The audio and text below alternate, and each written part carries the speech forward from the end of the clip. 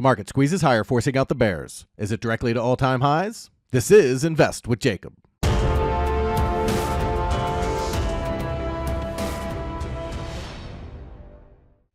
Okay, guys, so in the last couple of weeks, I've told you that my lean is that we need another all-time high, and 55.81 would be our key level to see that, and if they broke through that, we would likely see them squeeze up higher, and that's exactly what we saw yesterday as the market squeezed higher into the next key level at 56.30. Now the question is it directly to all-time highs, or will they pull back first? I'll get into that in just one second, but first, if you're new here, welcome to the show, guys. My name is Jacob Gabbard, and this is Invest with Jacob, where we use Elliott Wave Theory to break down the SP 500 and the NASDAQ. I highly encourage you to hit that subscribe button down below so that you can get our daily S&P updates, our trade setups, and our buy alerts.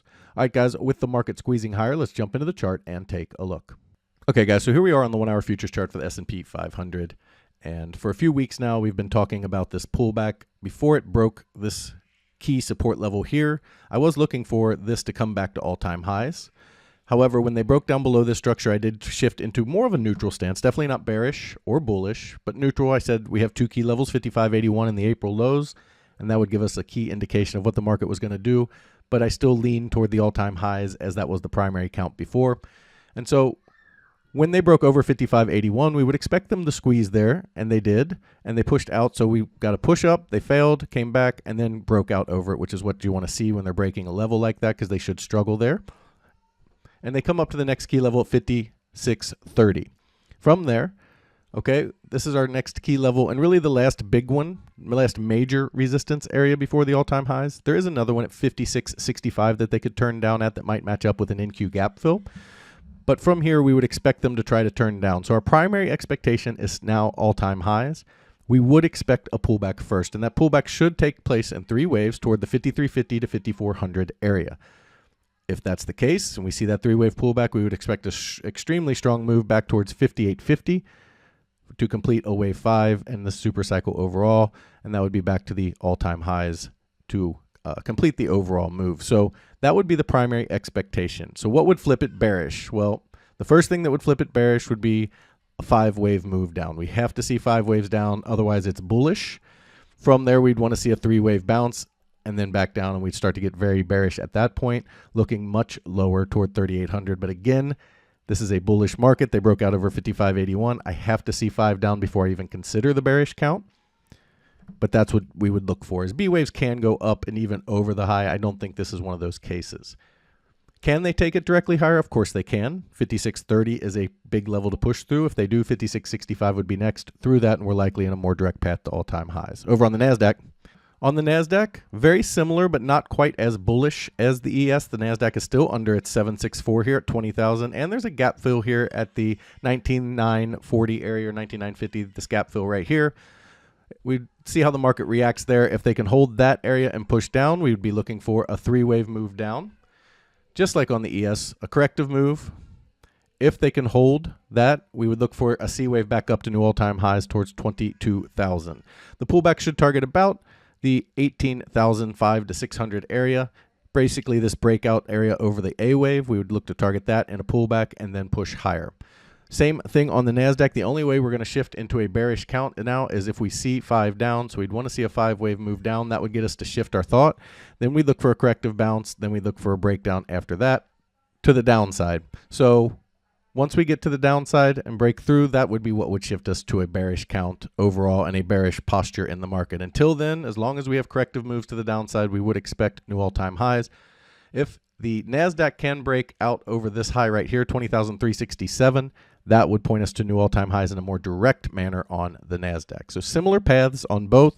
We're expecting a pullback still, a 3-wave pullback for corrective move, and then back up to new all-time highs. The only way we shift bearish is a 5-wave move down. Guys, if you love the information I put out in these videos and you want real-time market updates from me, you need to check out investwithjacob.com. There's a link down in the description.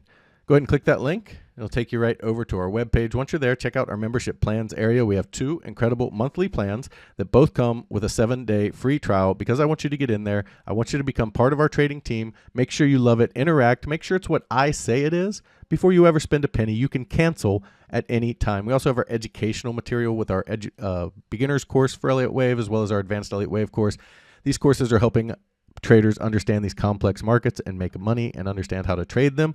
In the advanced course, we go over the really complex patterns that you see in the market, like diagonals and triple threes and double threes, flats, triangles, how to trade Elliott Wave, the advanced fib levels, everything that makes the market really difficult so that you can understand how to use it. You can see on the screen our traders are really loving it. But if you're just getting started or this is a little advanced for you, we do have our Elliott Wave for Beginners online course, and this course is helping real traders make real money and finally understand the market in a way that makes sense. It can be really confusing when good news makes the market go down and bad news makes the market go up. And this is because Elliott knew that the news cycles were garbage long ago. He knew that price levels mattered and what happened when they held and what happened when they broke. And this gives you a huge advantage over the rest of the market. This course is 25 videos where we go through 3 parts. Your introduction, where we go through your mindset and emotion, how it works, why it works, the KISS method, chart setup and tools, where we go through all the tools you need to use along with Elliott Wave and why we use them and how we use them, as well as the Elliott Wave for Beginners area, where we go through each of the waves, how to measure them, how to get these key levels, how to understand if they're going correctly, if they're failing, what the corrective depth theory is, the pivot, everything you need to know to make sense of an irrational market. Now, the cool thing about these, if you want to get them at a discount, you can buy them both at the same time for a $37 discount. But if you want to get them for free, simply join one of our monthly rooms, as they are included as part of that room. In our first room, the Invest with Jacob room, you get all of my real-time market updates, all of my buy and sell alerts, all of your Elliott Wave questions answered, a midday video where I go over exactly where we are in the counts and what to expect, as well as all of the training material you just saw. We trade the SPY and the QQQ, and we swing in day trades, so we do trade quite often in my room. But if you're looking for futures trading, individual stocks, income trading, and advanced training, you need to check out PT's Throne Room. In there, you get everything you get in the Invest with Jacob room, as well as individual stocks, income trading, futures trading, and his reduced risk binary method that just crushes the market. He gets you in at a cheap price and gets you big multiples on your money, and it's how he structures that trade that's so unique. Something you really have to see to understand, and that's another reason we give you that 7-day free trial. He also started a challenge account where he put $4,000 into an account trading mini ES futures, showing you how to build a small account into a large retirement or savings account. Guys, we'd love to have you in these rooms so we can both make money together. All right, our key takeaways for today. We have broken through our key levels, so we have turned fully bullish. We would look for new all-time highs. First, we would look for a corrective pullback and then race back to new all-time highs. If they do push back over 56.65, very likely we're on our way directly to all-time highs. Over on the NASDAQ, same type of setup. We are looking for a pullback before we head to all-time highs.